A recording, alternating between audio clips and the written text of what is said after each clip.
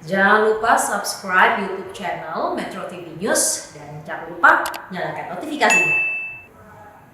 Pemirsa, Kota Bogor kembali memberlakukan jam malam. Aktivitas sosial masyarakat di luar rumah dibatasi hanya sampai dengan pukul 21 waktu Indonesia bagian Barat saja. Pemerintah Kota Bogor menerapkan kembali pembatasan sosial berskala besar pra-adaptasi kebiasaan baru hingga 11 September. Kebijakan ini akibat jumlah kasus terkonfirmasi positif COVID-19 terus meningkat di Kota Bogor. Jam malam diberlakukan pada pukul 21 waktu Indonesia bagian Barat. Masyarakat tidak boleh beraktivitas sosial di luar rumah. Sedangkan kegiatan unit usaha hanya dibatasi hingga pukul 18 waktu Indonesia bagian Barat. Petugas gabungan TNI Polri akan mengawasi dan menegakkan hukum untuk masyarakat yang tidak disiplin terapkan protokol kesehatan. Nantinya akan ada perwali nomor 107 tahun 2020 yang mengatur sanksi hingga denda bagi warga yang melanggar aturan PSBB.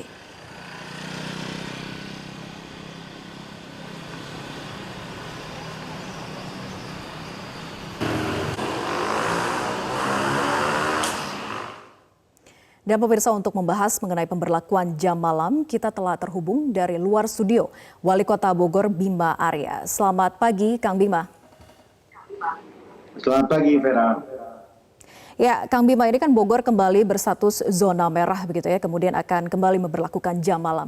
Seperti apa nanti mekanismenya yang akan diatur? Lonjakan terjadi cukup tajam ya, jadi kalau biasanya antara 1, 2, 3, maksimal 5, sekarang ini hampir 2 minggu terakhir ini stabil di rata-rata 10 sampai 14, bahkan kemarin 21. Penularan sudah terjadi di lokal atau di keluarga. Nah, karena itu target kita adalah bagaimana mengurangi aktivitas warga di luar.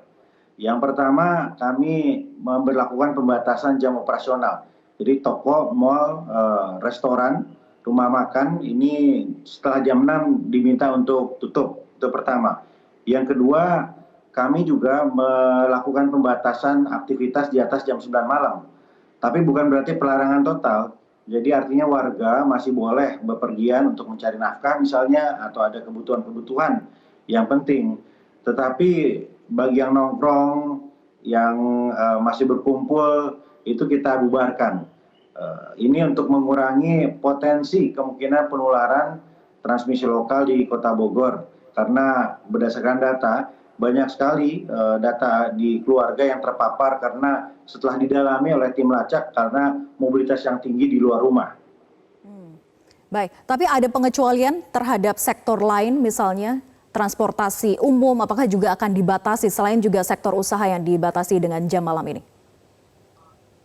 Enggak, ini seperti yang lain seperti biasa, ya artinya kebijakan transportasi masih biasa, ya ini hanya betul-betul membatasi aktivitas warga. Dan yang membedakan sekarang adalah ini dilakukan berskala mikro. Jadi ada 104 RW dari 797 RW di Bogor yang masuk kategori zona merah. Di RW merah inilah pengawasan secara ketat. Jadi bukan secara kota. Kalau kemarin-kemarin ini PSBB-nya kan kota, pengawasannya kota. Kalau sekarang mikro, makanya kita namakan ini pembatasan sosial berskala mikro atau komunitas. Jadi langsung RW-RW merah inilah yang dipantau bersama kami, Kecamatan, RW Siaga, Babinsa, Babin Kamtipmas, supaya tidak melakukan kegiatan yang mengundang kerumunan dan mengundang resiko penularan. Baik, nah tadi dikatakan bahwa salah satu penyebabnya juga mengapa angka kasus positif COVID-19 di Kota Bogor semakin meningkat tajam ini karena mobilitas warganya begitu tinggi. Nah, apakah juga ini akan diatur dalam pembatasan sosial berskala mikro ini untuk warga yang keluar masuk Kota Bogor? Kami memberlakukan keharusan untuk pencatatan, pendataan warga yang keluar kota dan masuk ke Bogor. Ya, artinya bagi warga yang akan dinas keluar kota atau pulang dari luar kota, ini dicatat, didata oleh RW, begitu. Jadi bukan pembatasan yang masuk keluar Bogor per hari begitu ya. Untuk akhir minggu, Kota Bogor ini lebih padat dari biasanya. Nah, tetapi kami tidak melarang orang masuk ke Kota Bogor. Yang kami lakukan adalah melakukan pengawasan agar di rumah makan, restoran, atau titik-titik umum ini tidak terjadi penumpukan. Ini kami lakukan patroli, seperti kemarin misalnya bersama Forum Komunikasi Pimpinan Daerah, kami memantau situasi. Jadi bukan orang yang dilarang masuk ya, silakan, tetapi kerumunan atau potensi penularan yang kita antisipasi. Bagaimana dengan rumah makan yang menyediakan pesan antar, Kang Bima? Apakah ini juga dilarang di luar dari batas jam malam yaitu pukul 18 ini?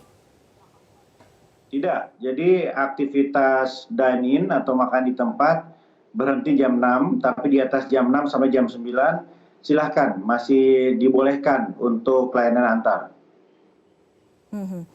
Nah, kalau sanksinya apa yang akan diterapkan bagi pemilik usaha maupun juga warga yang pelanggar aturan ini?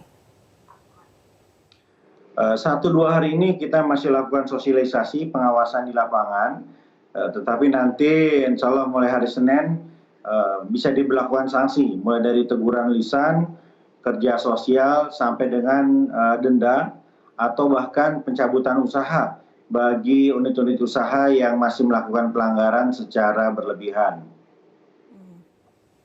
Dendanya berapa yang akan diterapkan bagi warga yang melanggar? Variatif ya, individu saya kira mulai dari 50.000 sampai 250.000, tetapi kalau untuk unit usaha ya bisa di atas itu. Artinya niatnya adalah untuk memberikan efek jera begitu ya, untuk bisa memahami betul kebijakan dari pemerintah Kota Bogor untuk bisa mengendalikan angka penularan ini. Tapi kalau kita lihat kembali, Kang Bima, ini sebetulnya apa saja menjadi penyebab selain mobilitas warga yang memang tinggi keluar masuk wilayah Bogor? Apakah juga faktor kemarin sempat libur panjang dan juga Bogor ini mempunyai banyak sekali tempat destinasi wisata sehingga banyak dari wilayah luar Bogor yang datang ke Bogor? Apakah ini juga menjadi salah satu faktor begitu tingginya angka penularan di Kota Bogor? Sepertinya begitu. Jadi kita lihat tren COVID yang naik ini di satu sisi. Di sisi lain adalah kepedulian warga yang justru semakin turun, semakin rendah ya. Dan memang kami melakukan lebih gencar lagi swab test serta penelusuran. Jadi testing dan tracing kami semakin gencar. Minggu ini kami sudah mendekati angka 11.000 testing swab atau 1% per 1 juta penduduk. Begitu juga penelusurannya semakin gencar. Dari kasus positif yang ada, 40%-nya adalah hasil penelusuran kasus positif. 20% adalah dari orang-orang yang memiliki keluhan gitu. Makanya kemudian kita simpulkan bahwa penyebab lonjakan tinggi ini satu memang karena mobilitas, ada yang dari luar kota atau yang dari luar rumah ketika ke rumah membawa virus, dan yang kedua adalah testing dan tracing kita yang memang semakin gencar.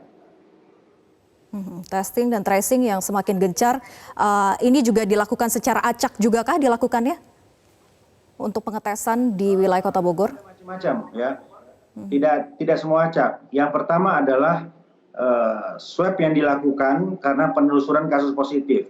Jadi si A positif, didalami, katakanlah ada 30 orang dari si A yang mengaku riwayat kontak erat, 30 orang ini di swab, itu kategori pertama.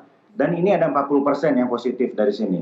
Yang kedua adalah testing yang dilakukan di tempat-tempat umum, seperti mal, perkantoran, dan lain-lain begitu. Dan yang ketiga adalah orang-orang dengan gejala. Jadi swab ini macam-macam tujuannya. Baik. Nah, kalau yang perlu juga menjadi perhatian ini adalah transmisi lokal yang juga harus dikendalikan. Bukan hanya mereka yang dari luar kemudian masuk ke wilayah Bogor ataupun yang wilayah Bogor bekerja di luar wilayah Bogor begitu ya. Tapi bagaimana transmisi lokal ini bisa dikendalikan, Kang Bima? Terutama yang menjadi perhatian adalah lansia dan juga anak-anak. Berapa sejauh ini angka positif COVID-19 di wilayah Kota Bogor untuk kasus lansia dan juga anak-anak? Apakah juga tinggi kasusnya di sana? Berdasarkan data, kasus positif itu sekali lagi banyak lansia dan anak-anak. Ketika kita dalami oleh tim lacak, ya ini kan diinterview satu-satu semua, lansia dan anak-anak ini sebagian besar malah bukan yang diam di rumah saja, tetapi cukup banyak lansia dan anak-anak ini yang positif karena mereka mobilitasnya juga tinggi, tetap keluar rumah, tetap jalan begitu ya, tetap berkumpul di tempat lain. Nah, begitu terpapar, ya tidak sebagian besar tanpa gejala, ini 50-50. Jadi hampir 50% itu dengan gejala. Jadi artinya ini masih berbahaya. Nah karena itu kami menghimbau agar ada pengawasan terhadap lansia dan anak-anak di tingkat wilayah untuk mengurangi mobilitasnya keluar. Dan kami juga keluarkan himbauan ke arah sana. Bagaimana bentuk pengawasannya, Kang Bima, untuk bisa memberikan pemahaman khususnya bagi lansia dan juga anak-anak. Anak-anak ini kan cenderung ingin bermain di luar rumah begitu ya, atau ada aktivitas lain yang mengharuskan mereka untuk keluar rumah misalnya? Yang pertama ada RW siaga kami. Ya, jadi RW siaga ini menjadi garda terdepan untuk melakukan pengawasan pembatasan sosial berskala mikro. Yang kedua adalah komunitas. Kami pun melakukan koordinasi penguatan komunitas-komunitas agar bisa ikut memantau protokol kesehatan di lingkaran yang terkecil yang mungkin sulit untuk dijangkau oleh aparatur pemerintahan.